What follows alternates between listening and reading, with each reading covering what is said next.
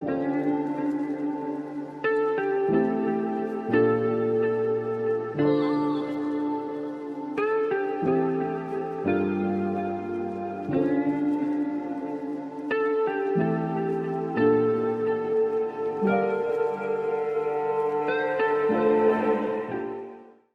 pessoal. Eu sou Cleudisa Fernandes de Souza. Eu sou doutoranda no programa de pós-graduação em História Social da Universidade Federal do Rio de Janeiro. Faço parte do GT Emancipações e Pós-Abolição em Minas Gerais e também integro a rede de historiadores e historiadoras negras. Nessa comunicação, apresentarei alguns aspectos do meu texto intitulado Protagonismo Negro e Lutas Jurídicas no Pós-Abolição Mineiro.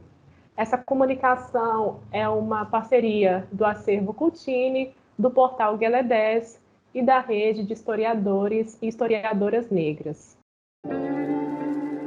Desde o mestrado, eu venho tratando questões referentes à relação de homens e mulheres negras e sua relação com a justiça no imediato pós-abolição em Minas Gerais. Até agora, eu me centrei especificamente no tratamento sobre uma cidade que fica localizada no Oeste Mineiro, chamada Oliveira. E nessa comunicação de hoje, né, eu trago uma expansão um pouco maior desse recorte regional. Além de Oliveira, eu também trabalharei aqui com a região de São João del Rei, que é uma cidade próxima desse município oliveirense, para trazer um panorama mais amplo, né, sobre essa questão da relação com a justiça e de homens e mulheres negras em Minas Gerais de uma forma mais ampla. Durante toda a escravidão, né, como todos já sabem, Minas Gerais se constituiu como a província com o maior número de escravos em todo o país, né? Escravos de todas as etnias, de todas as origens. Então havia um montante escravo bem significativo, né, em toda a região de Minas Gerais. E dentro disso, né, eram mulheres e homens escravizados que estavam empenhados em diversas atividades agropastoris, tanto na mineração também, em atividades domésticas, transporte de alimentos, atividades de comércio, etc. E dentro disso existia a comarca do Rio das Mortes, que além de ser a comarca mais populosa de Minas Gerais, era também a comarca onde estava localizado o maior número de escravos também em Minas, né? Só na virada do século XVIII para o século XIX, os dados indicam cerca de 38 mil escravos registrados nessa região. Para facilitar a organização jurídica, né, daquele contexto, geralmente as regiões elas eram divididas por comarcas, né?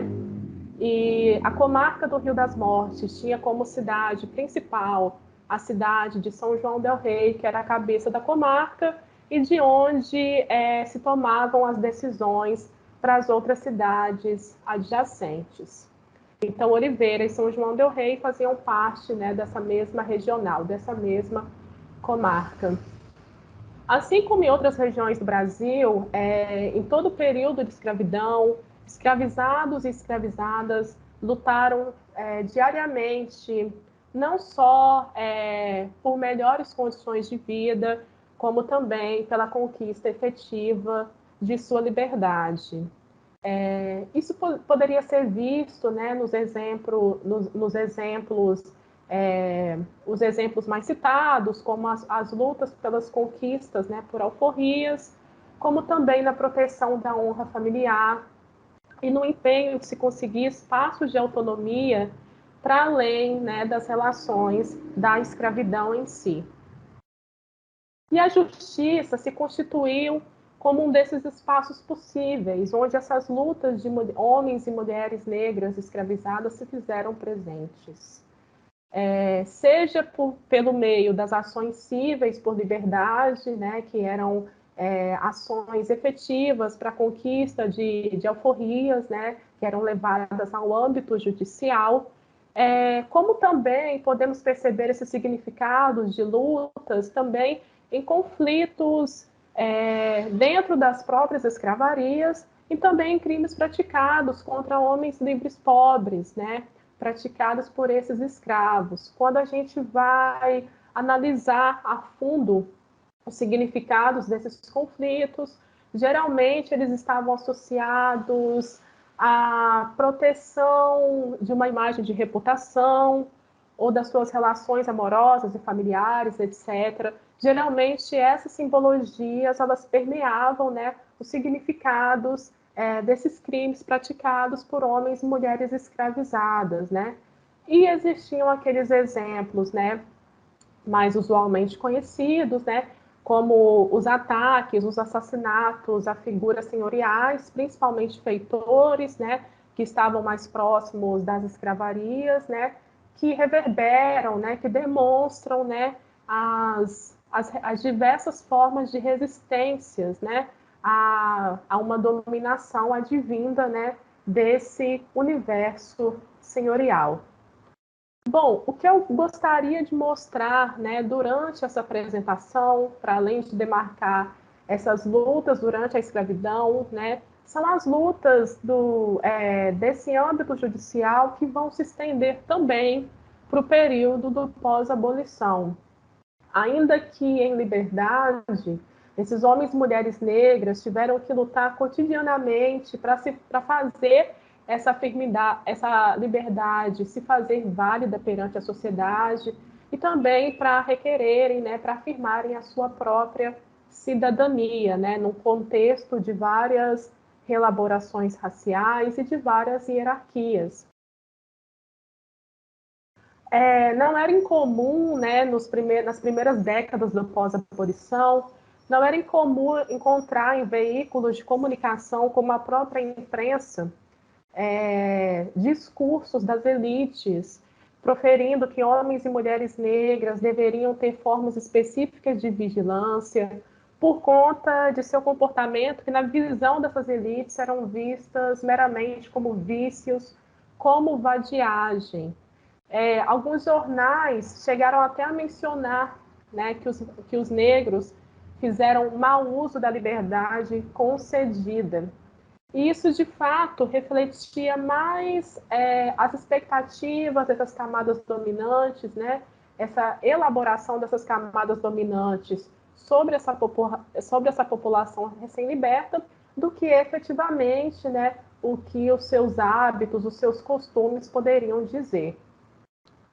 E, por outro lado, né, enquanto as elites, as camadas dominantes possuíam essa preocupação, muitas vezes direcionada para a coerção forçada ao trabalho, né, sobre esses homens e mulheres negras, né, por outro lado, esses libertos possuíam outras prioridades, né, que seriam reconstituir a sua vida em liberdade, encontrar um trabalho, conseguirem sustentar suas famílias e conseguirem construir, né, novos modos de vida longe dos resquícios, né, deixados pela escravidão. E eu trouxe aqui dois exemplos de casos que visam demonstrar, né, como essas lutas elas se fizeram efetivas, né, nessas ações judiciais, seja quando esses homens e mulheres apareciam quanto vítimas, tanto quanto como réus. O primeiro exemplo que eu trago é de um processo ocorrido em 1889, na cidade de Oliveira, na fazenda denominada Fazenda da Lagoa. Um trabalhador negro chamado Venceslau, com 19 anos de idade, um ex-escravizado, foi acusado de tentar matar o seu ex-proprietário e atual patrão na ocasião, João Ribeiro da Silva.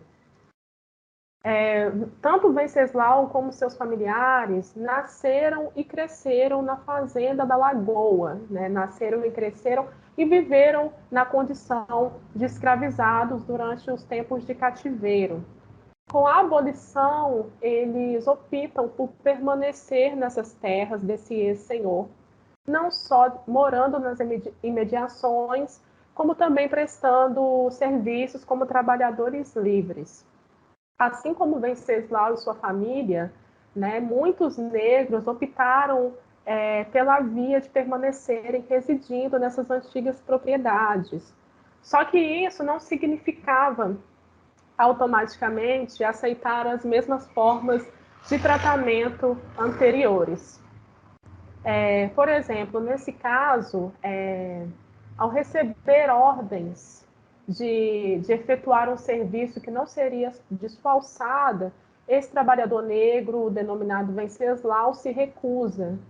E ele é surpreendido pela tentativa de represália de seu patrão, João Ribeiro da Silva, de tentar castigá-lo com açoite. E aí, então, é que Venceslau, para tentar se defender, para tentar se defender, ele manuseia uma foice e que acaba não atingindo o patrão. Na realidade, né, ele não chega a atingir o patrão com essa foiçada, e mesmo assim, o João Ribeiro entra na justiça contra esse trabalhador negro, né, argumentando que seria uma tentativa de homicídio.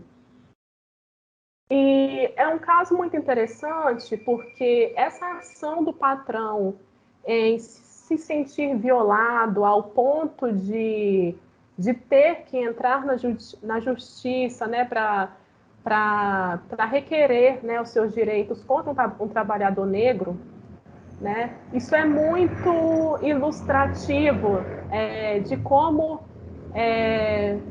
as elites tentavam, de alguma forma, os patrões, os fazendeiros, tentavam, de alguma forma, reelaborar, né, essas relações de poder. Ou seja, a partir do momento em que essas pessoas se sentem violadas por seus trabalhadores negros, elas também acessam a justiça, né, para não terem, né, esse poder violado, esse status violado. Por outro lado, a atitude desse trabalhador negro, né, em se recusar a efetuar um serviço que não seria de sua responsabilidade, também nos traz demonstradores que são muito relevantes para se entender o protagonismo de pessoas negras, né? Porque a partir do momento em que Venceslau se recusa, assim como outros trabalhadores, né, a efetuar tarefas que não seriam sua obrigação, de certa forma ele está afirmando que deveriam se fazer alguns direitos e alguns limites na relação entre patrão e agora trabalhador livre, né? Ele tinha essa concepção de que não era mais um escravo e por isso essas relações deveriam ser reelaboradas, revisadas. Ao final do caso, como não houve provas suficientes de que houve agressão, o caso foi anulado pelo juiz de direito da comarca, né? Mas, de toda maneira, esse caso ele nos demonstra como essas ações criminais em que esses homens apareciam como réus ou vítimas, esses homens e mulheres, podem nos mostrar o cotidiano, né, de lutas do pós-abolição desses homens e mulheres negras. E o segundo exemplo que eu trago é um exemplo ocorrido, um processo criminal ocorrido em São João del Rei, no ano de 1895. A empregada doméstica Joaquina Maria de Jesus, uma mulher negra, também ex-escravizada, procurou a delegacia do município para acusar Lourenço Sobrinho, o seu patrão na ocasião, de tê-la caluniado pelo roubo de R$ 2.000. Para entender um pouco de como essa relação se constituiu, é preciso voltar alguns anos, né, nos tempos de escravidão. O Lourenço, que é o acusado de caluniar essa mulher, era sobrinho de um padre denominado Vigário Sabatello. E esse padre era o ex-senhor de Joaquina, nos tempos de escravidão. Segundo os testemunhos do processo, após a morte de Vigário Sabatello, a Joaquina teria ido morar e trabalhar para o sobrinho dele, né, para o herdeiro, que seria o Lourenço, que está sendo acusado, né, de caluniá-la. E além de argumentar perante a justiça que a alegação de roubo era falsa, Joaquina também chegou a mencionar que sofria maus tratos, né, nos tempos em que viveu com Lourenço Sabatello, tendo até que fugir pela janela, né? Ela foge pela janela após essa acusação de roubo e vai morar com um terceiro indivíduo. Já existem diversos trabalhos na historiografia, né? Aqui nós podemos citar principalmente o trabalho do Sidney Chalhoub, o Visões de Liberdade, que mostram isso muito bem. Esses conflitos de homens e mulheres negras com os herdeiros, né, de seus ex-proprietários. Muitas das vezes, antes de morrer, alguns proprietários concediam alforria a alguns escravizados, só que após a morte do mesmo, os herdeiros desse proprietário não aceitavam, né? Tinham dificuldade para aceitar formalmente, efetivamente, a liberdade desses homens e mulheres negras. E esses escravizados e escravizadas tinham que acessar a justiça para requerer, né, a sua liberdade de forma efetiva. Nós não podemos afirmar nessa situação que o caso de Joaquina, né, se enquadra nesse exemplo, não há informações mais detalhadas sobre quando Joaquina teria conquistado a alforria e de que forma, se havia sido em 1888 ou um período anterior. De toda maneira, é possível notar, tanto nos depoimentos de Joaquina quanto de Lourenço, o seu patrão, que havia um cotidiano de conflito estabelecido entre os dois. Também não nos cabe julgar aqui se Joaquina foi ou não a autora do roubo, né? O que é interessante de se perceber nesse caso em específico é o entendimento do valor da reputação para essa mulher negra. Ou seja, um boato, seja ele um boato negativo, ele poderia implicar, né, no ferimento à honra pessoal e na imagem de um indivíduo. Portanto, ainda que com as relações de poder bem embrenhadas, bem presentes nesse caso, Joaquina não pestaneja e procura os órgãos judiciais para o requerimento dos seus direitos. E é interessante notar também, né, como eu já mencionei, que após a acusação de roubo, essa mulher prefere se retirar da casa de seu patrão e ir morar com outro conhecido, ou seja, mais que necessidades materiais, trabalho, sustento e sobrevivência, para esses homens e mulheres negras, né, assim como outros indivíduos da sociedade, a questão da reputação era muito importante, né? Ainda mais tratando no contexto de fortes elaborações de hierarquias raciais. Após a finalização desse caso, o juiz também acaba anulando, apesar de várias intervenções do advogado do réu na situação. Com os dois casos aqui explanados, eu tentei mostrar um pouco das motivações que levaram homens e mulheres negras aos tribunais nas primeiras décadas do pós-abolição, tanto quanto réus, quanto como vítimas.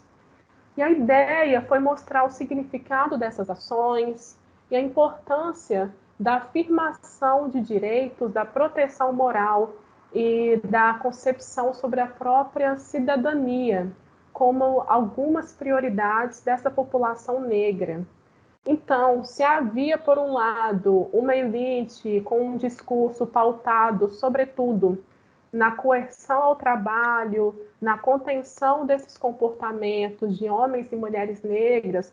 Por outro, eles tinham prioridades mais efetivas sobre reputação, honra, reelaborações de vida, longe dessas amarras da escravidão, não só para eles, como também para os seus familiares. E é importante ressaltar que há uma rica bibliografia hoje, há ricas pesquisas realizadas em Minas Gerais sobre todo o período da escravidão, que são trabalhos importantíssimos para se entender as trajetórias desses indivíduos. Por outro lado, nós ainda estamos caminhando, né, para que se consolide uma bibliografia sobre os trajetos de liberdade também, né? Eles não podem ser negligenciados, até porque a liberdade, ela sempre foi um sinônimo de luta para todos esses homens e mulheres, mesmo nos tempos da escravidão. E se tratando de um estado como Minas Gerais, né, que, como eu mencionei no início da comunicação, foi a maior província escravista do país. E ainda é um estado, né, onde as relações de racismo são muito presentes, as relações de poder também. A busca, né, a essa escrita, a essa bibliografia sobre os trajetos de liberdade desses homens e mulheres negras, ele se faz mais do que importante, não só para esse entendimento, essa historicização do passado, como também para o entendimento do presente e das nossas relações sociais cotidianas. Afinal de contas, né, de diversas maneiras e possibilidades foram e são feitas as Minas Negras Gerais. Com os casos aqui levantados, né, eu tentei mostrar um pouco das motivações que levaram homens e mulheres negras aos tribunais nas primeiras décadas do pós-abolição, tanto quanto réus, quanto como vítimas. E a ideia foi mostrar os significados dessas ações e a importância da afirmação de direitos, da proteção moral e familiar e da cidadania, né, como algumas das prioridades dessa população negra após a abolição. E se por um lado havia uma elite preocupada com a contenção de comportamentos de pessoas negras, muitas vezes tentando fazer uma coerção forçada ao trabalho sobre essas pessoas. Por outro lado, haviam trabalhadores e trabalhadoras negras empenhados em lutarem não só pela própria reputação, como também por melhores condições de sobrevivência para si mesmos e para os seus familiares, para os seus iguais, e a afirmação, né, de uma elaboração de uma nova cidadania. Muito se produziu nos últimos anos, né, há muitos trabalhos que abordam o período da escravidão em Minas Gerais e que, sem dúvida, são trabalhos riquíssimos e que nos ajudam a pensar a nossa história e as nossas trajetórias, né? Só que, por outro lado, nós ainda temos muito o que caminhar para conseguirmos construir, né, para consolidarmos uma bibliografia sobre o pós-abolição em Minas Gerais. Afinal de contas, a liberdade, ela sempre foi sinônimo de luta para todos esses homens e para todas essas mulheres negras. Eu agradeço ao Portal Gala 10, ao Acervo Cultini e à rede de historiadoras e historiadores negros e aos espectadores que assistiram à oportunidade de debater esse tema tão relevante. Um abraço e até breve.